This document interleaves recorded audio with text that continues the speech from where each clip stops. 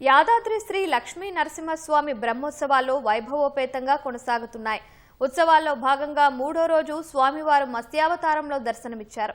లక్ష్మీ సమేత నారసింహుడికి 2 గంటల పాటు వేద పారాయణం, ప్రత్యేక పూజలు నిర్వహించారు.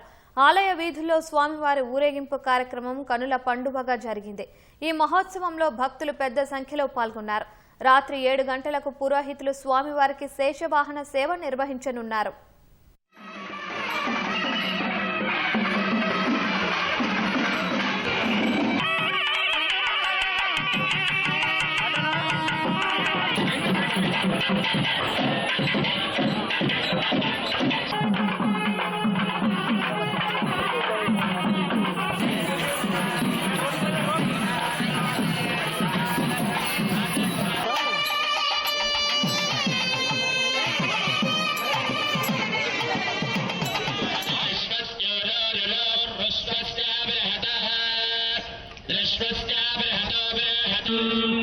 मानस्य